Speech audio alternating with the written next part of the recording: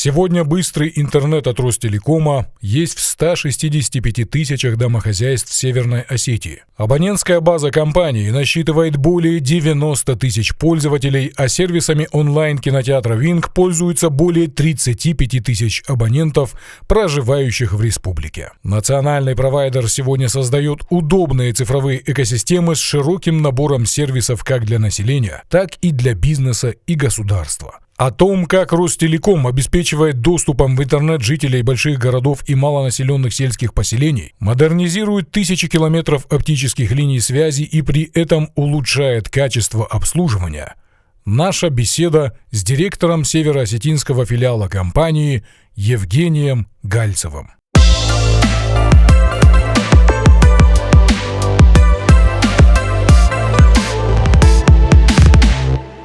Евгений Владимирович, за последние годы Ростелеком построил в республике широкую оптическую сеть. 76% домохозяйств во всех населенных пунктах охвачены оптикой компании, а во Владикавказе, Моздоке этот показатель еще выше, около 90%. Это очень высокий результат даже в масштабах страны. Какие возможности это дает жителям республики? Действительно, даже я скажу, на сегодняшний день это уже 81%. Мы этим постоянно занимаемся, потому что чем больше мы охватим домохозяйств нашими оптическими сетями, тем больше будет наша абонентская база. Соответственно, компания заработает больше денег. На сегодняшний день это уже 81% домохозяйств, охваченных нашими оптическими сетями. Есть планы и на следующий год, я могу похвастаться заранее, пока не называю цифр, очень масштабные. Эта цифра еще больше подрастет. Это дает, в свою очередь, возможность нашим жителям пользоваться абсолютно всеми видами услуг, которые сейчас сопутствуют интернету, поскольку сам интернет, он уже, наверное, мало кому интересен, поскольку это как вода в кране, она уже должна быть у всех дома. Другой вопрос, что с помощью этой трубы, будем так говорить, может получить тот или иной житель республики. Наша компания очень широкий спектр услуг предоставляет, то бишь с помощью интернета доступ к различного рода сервисам, будь то сервисы для физического лица, будь то сервисы для корпоративных клиентов. Выбор услуг, он очень большой. Это разнообразные тарифные планы, это разнообразные пакетные предложения, это разнообразные сервисы, такие как наше интерактивное телевидение или наш онлайн-кинотеатр, если мы говорим про частных лиц, про физических лиц. Это различные обучающие сервисы, это сервисы, которые направлены на обеспечение безопасности жилья. То бишь, чем бы человек ни занимался, что бы его в настоящий момент времени не интересовало, скажем, или досуг, и человек думает, а как бы ему этот досуг провести, или он сейчас заботился тем, какие ему новости почитать, или он хочет посвятить какое-то время своему развитию личному. Все это наша компания может предоставить. Да, в том числе безопасность жилья, что тоже сейчас немаловажно. И аналогично тоже спектр услуг широкий для корпоративных клиентов, когда мы не только интернет предоставляем, но и различные сервисы информационной безопасности, видеонаблюдения, энергоэффективности. И этот ряд можно бесконечно продолжать, потому что наша компания сейчас занимается многими вещами. Наверное, можно даже, затрудняюсь ответить, чем наша компания сейчас не занимается. Мы и повышаем энергоэффективность объектов, мы обеспечиваем информационную безопасность объектов, в том числе объектов ключевой информационной инфраструктуры. Мы предоставляем сервисы, я уже говорил, видеонаблюдения. Сегодня многие перешли на удаленный режим работы и обучения, и в связи с этим значительно возросли требования к скорости доступа. Насколько компания готова удовлетворять потребности населения? В этом режиме мы работаем уже 2 года. когда люди ушли на удаленный доступ в связи с пандемией. Затем этот режим работы понравился компаниям, понравился людям. В нашей компании тоже сейчас применяется этот метод работы, комбинированный метод, когда люди часть времени работают в офисе, часть времени работают удаленно у себя из дома. Поэтому это осталось востребованным. Для того, чтобы работать из дома, нужна широкая полоса доступа, и чтобы работали различные приложения на компьютере или на планшете, там, на ноутбуке у нашего клиента, чтобы возможно было осуществлять вот этот удаленный доступ работы. Мы эту возможность предоставили благодаря наличию различных тарифных планов, в том числе до гигабита в настоящий момент времени, и различные наши приложения, такие, например, как TrueConf, которые позволяют организовывать собрания вот в таком вот удаленном режиме. Конечно, все эти возможности по удаленной работе требуют в первую очередь широкой полосы пропускания, то есть скорость доступа к сети интернет. Недавно люди были удовлетворены скоростью доступа до 100 мегабит в секунду. Это был самый распространенный тарифный план у нас. Сейчас потребности у людей возросли. 100 мегабит в секунду сейчас уже мало кого удовлетворяют. И по причине, о которой мы сейчас с вами говорим, это удаленный формат работы. И просто потому, что контент, который люди потребляют, когда они проводят свой досуг, он утяжелился и требует более широкой полосы пропускания. Поэтому мы расширили свою тарифную линейку, в том числе до гигабита в секунду. Эти тарифные планы у нас доступны по всей территории республики, и во Владикавказе, и в районных центрах, и даже ниже районных центров. Во Владикавказе это и многоэтажный сектор, и частный сектор, а в районах республики и в селах это частный сектор.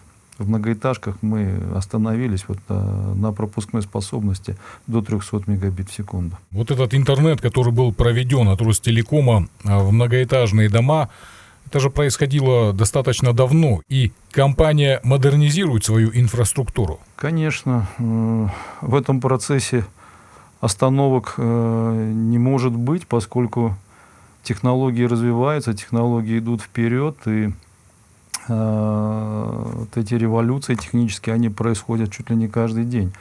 Вот, поэтому останавливаться в этом вопросе ни в коем случае нельзя, во-первых. И изначально, когда, скажем, 5-7 лет тому назад мы строили свои сети, когда были востребованы тарифные планы в основном до 100 мегабит в секунду, в наших сетях уже был заложен потенциал на расширение этой пропускной способности для увеличения скоростей доступа для наших клиентов. Причем все сети связи, они состоят из разных уровней доступа. Это сеть абонентского доступа, это сети передачи, это магистральные сети. И вот на всех этих уровнях сети, естественно, оборудование изначально при проектировании, при строительстве, оно содержит в себе некий потенциал на развитие. И затем в процессе эксплуатации происходит постоянная модернизация этого оборудования. Как я сказал выше, этот процесс бесконечный, он всегда продолжается. Не бывает таких моментов, когда мы где-то остановились и сказали: все, хватит, нам этого достаточно.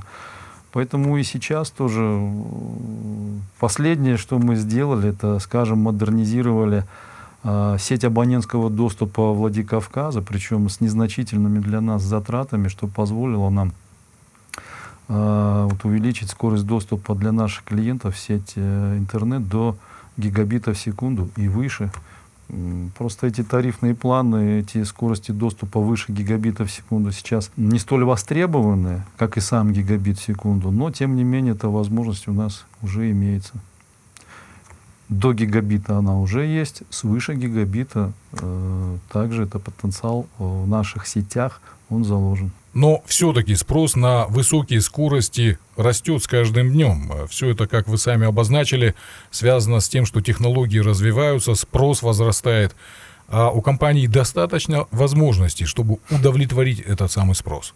Да, конечно же, потому что мы начали свой разговор с того, что 81% домохозяйств, существующих в республике, охвачен нашими оптическими сетями. Это много. Это под 200 тысяч домохозяйств.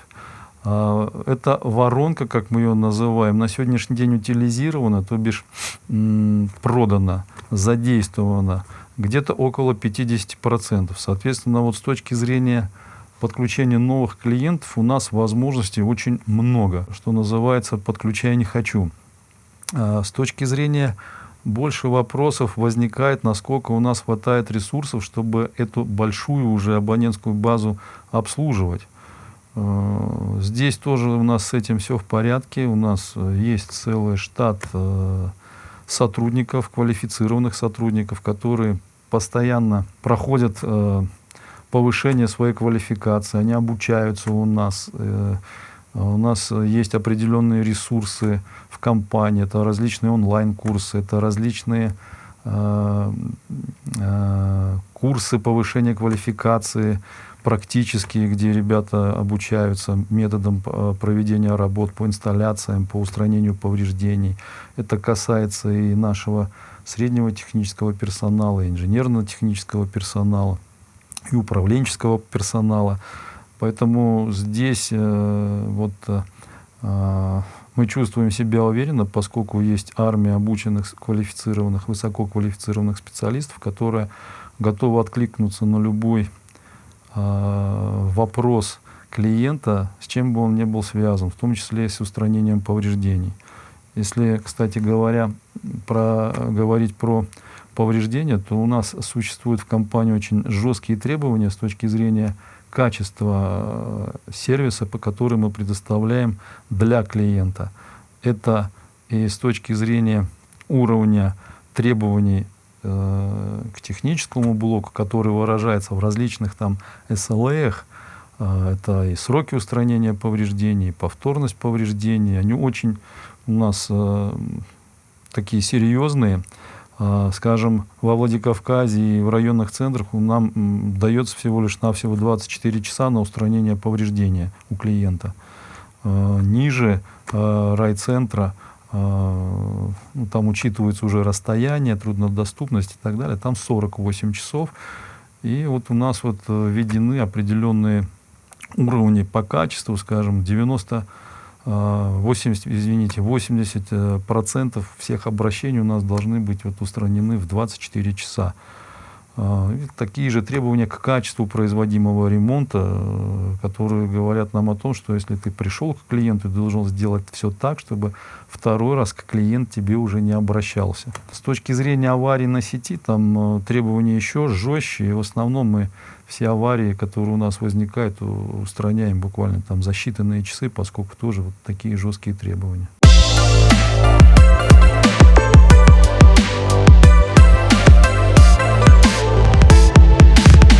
Евгений Владимирович, можно утверждать, что во Владикавказе все многоэтажки охвачены оптической инфраструктурой Ростелекома? Ну, если я скажу, что все охвачены, я, может быть, где-то слукавлю, потому что есть какие-то небольшие белые пятна, где мы не присутствуем, но вот этих вот белых пятен, это те дома, те многоэтажки, которые мы не охватили своими сетями, они в очень небольшом количестве, потому что во Владикавказе мы охватили на 90% домохозяйства нашими оптическими сетями. Мы пока не присутствуем в районах новостроек, которые существуют в городе, но тем не менее у нас уже есть планы по входу и в эти новостройки. Сейчас я говорю про такие новостройки, как Новый город, жилой комплекс «Весна».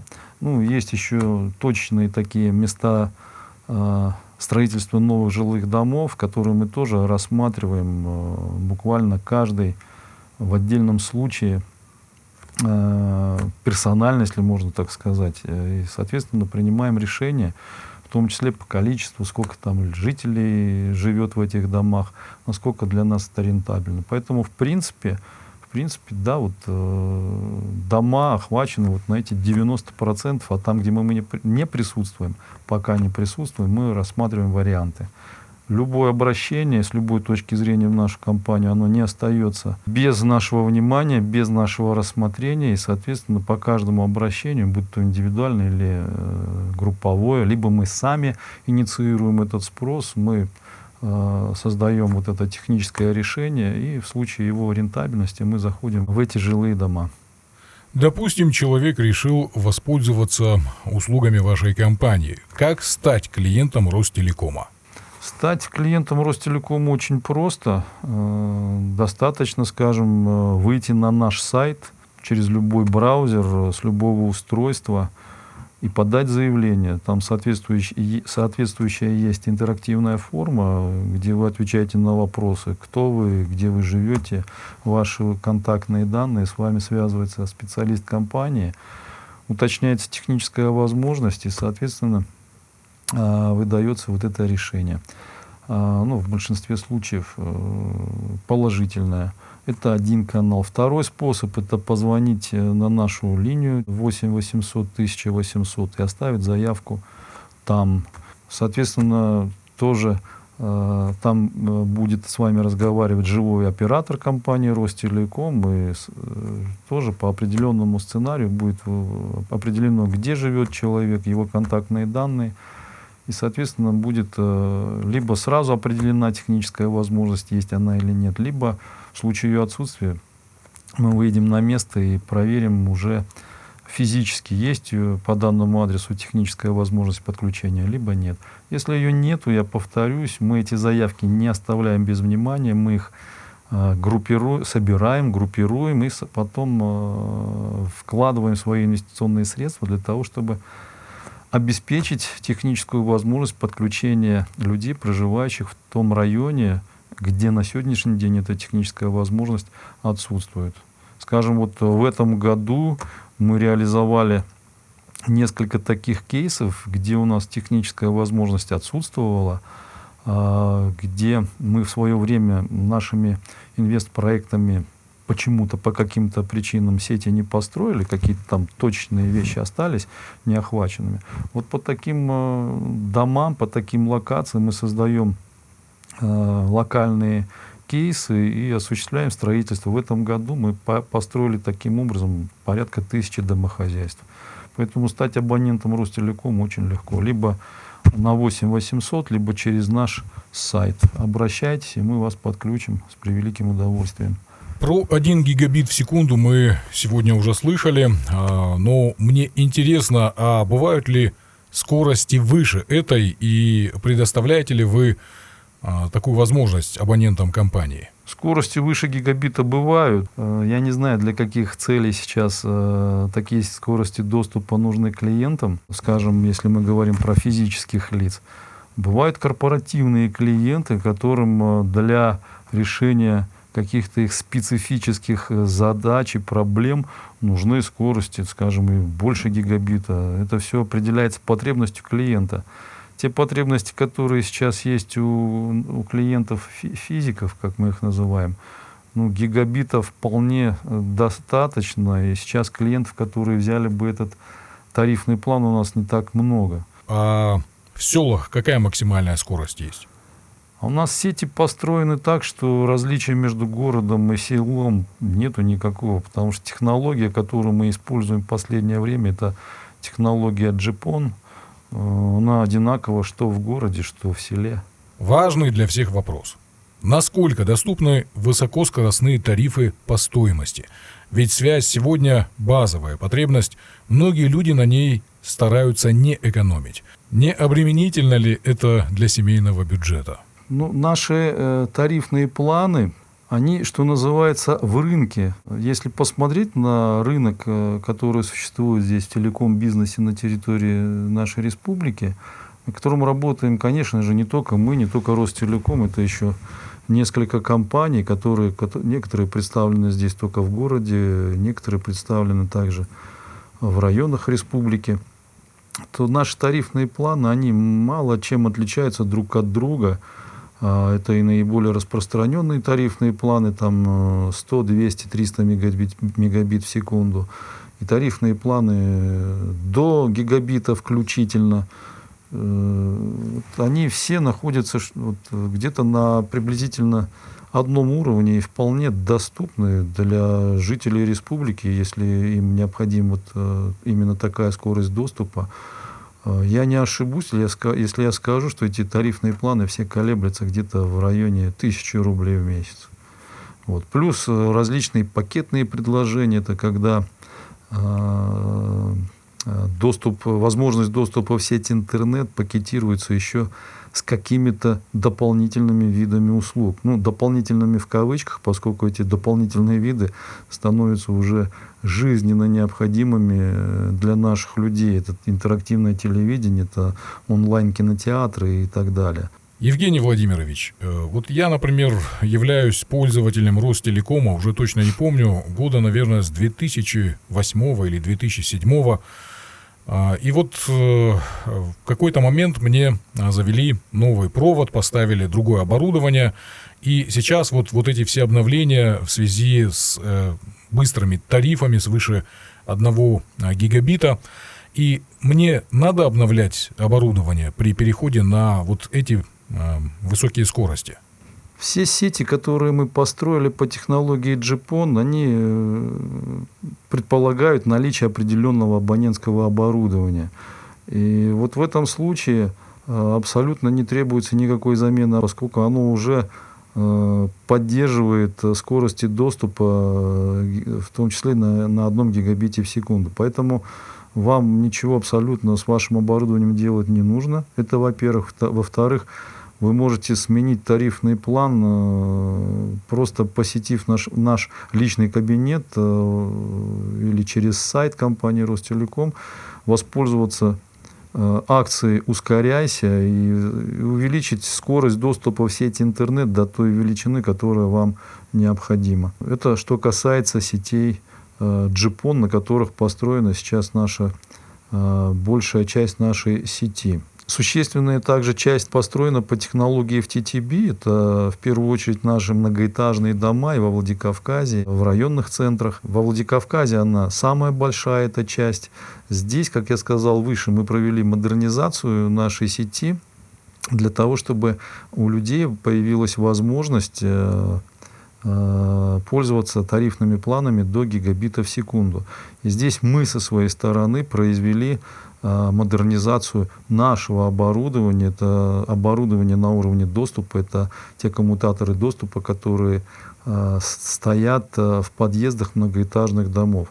Вот, поэтому абонентам ничего не нужно делать со своим оборудованием, а то, что нужно было сделать с оборудованием на сети доступа, мы уже это сделали сами. В совокупности с другими операторами, работающими на территории республики, компания обеспечивает очень высокий процент доступа к сети интернет. Сегодня в регион приходят новые интернет-провайдеры, конкуренция на телеком-рынке растет.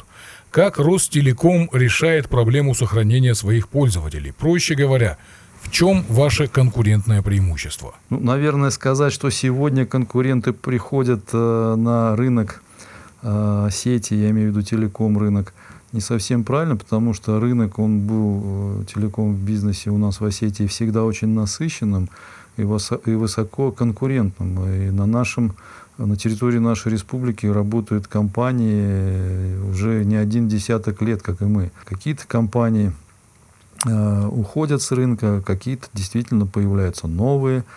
Но, тем не менее, этот рынок всегда был высоко конкурентным, и ваш вопрос, он был всегда для нас актуальным. А как сохранять, быть на плаву, как сохранять свои какие-то лидирующие позиции, как зарабатывать, в конце концов, на этом рынке. Естественно, в первую очередь, это вопросы, касающиеся нашего технологического базиса, да, про который мы уже много говорили, много времени этому посвятили.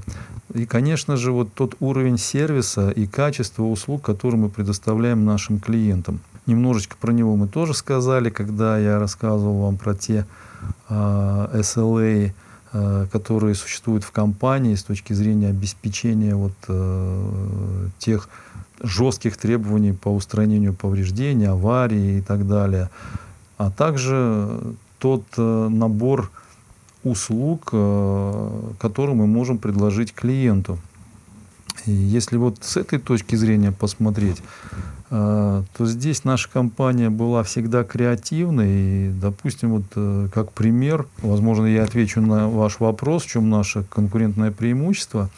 Мы сейчас вот предлагаем нашим клиентам, это клиентам нашим физическим лицам, возможность воспользоваться пакетом, интернетом и 5 онлайн-кинотеатрами там, за 750 рублей.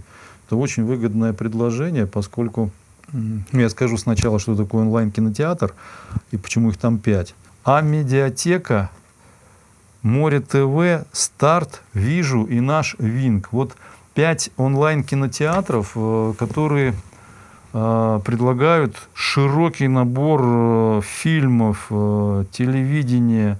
Везде этот контент разный. И, скажем, не каждый отдельно взятый онлайн-кинотеатр может удовлетворить потребность того или иного потребителя. А все 5 вместе, ну, наверняка там человек найдет то, чего он хочет, чего он не может найти в каком-то одном. А уж в 5 он точно найдет. И вот наша компания предлагает нашим клиентам воспользоваться такой возможностью, подключив интернет с этими 5 онлайн-кинотеатрами всего лишь за 750 рублей в месяц. Причем этим предложением человек может пользоваться целый год. Через год он уже сделает выбор, оставаться ему вот, пользователем этой услуги, либо прекращать пользование этой услугой. Ну и, соответственно, если он решит продолжить, то там будет всего лишь навсего доплата 200 рублей, если мне не изменяет память. Плюс к этому вот этим предложением 5 в одном, 5 онлайн-кинотеатров в одном пакете может воспользоваться не только абонент Ростелекома, но и абонент любого другого оператора по доступу в сеть интернет. Это важно. Вне зависимости от провайдера, вот это предложение от Ростелекома, оно доступно, и стоит оно 499 рублей в месяц. Причем первых 15 дней это промо-период, когда человек может пользоваться этой услугой бесплатно, то есть попробовать, обкатать, посмотреть, понравится, не понравится. Если понравится, будет продолжать пользоваться, но уже вот за эти 499 рублей в месяц. Не понравится, отключится. Поэтому я предлагаю вот воспользоваться этим предложением от нашей компании, которая это предложение действует до 31 января 2023 года. Евгений Владимирович, какие аварии могут произойти на сети и как быстро их устраняют специалисты компании? Аварии на сети могут произойти разные. Они могут быть, эти аварии вызваны, как, я не знаю, какими-то техническими, технологическими причинами. Они могут быть вызваны какими-то природными явлениями, которые у нас часто бывают. То ураган, то ливень, то снегопад, то еще что-то. Либо банальное какое-то отключение электроэнергии. Вот, то есть причин... Источников возникновения вот этих повреждений на сети, их множество. Вот. Ну, я уже рассказывал о том, как мы реагируем на эти все вещи, как мы их быстро устраняем. Ну, когда происходит авария, мы об этом знаем. И нам для этого не нужно сообщать, потому что мы все это мониторим, мы все это видим, мы принимаем меры незамедлительно. Иногда даже когда еще сами наши пользователи, наши клиенты не поняли, что у них что-то произошло. Другой вопрос, как мы реагируем на звонки от клиентов, от наших абонентов, когда у них возникают какие-то проблемы, когда возникают какие-то повреждения, о которых мы не узнали и можем узнать только от них. Для этого у нас работает служба технической поддержки 24 часа в сутки, 7 дней в неделю, круглый год. Это наша линия 8 800 1800. В последние несколько месяцев мы потратили много своих усилий на то, чтобы наши абоненты легко могли дозвониться до нашей линии технической поддержки. У нас это получилось. Сейчас время дозвона составляет не более 2 минут. Это очень хороший результат, поэтому вот в этом плане есть чем погордиться. Поэтому, если, уважаемые наши абоненты, у вас что-то случилось с вашим интернетом, звоните на 8 800 1800. В пределах до 2 минут мы обязательно вам ответим. Евгений Владимирович, спасибо за то, что нашли время заглянуть к нам в студию. Спасибо большое за интервью. Пожалуйста, был рад с вами поговорить. В общем, остается только пожелать все в сеть.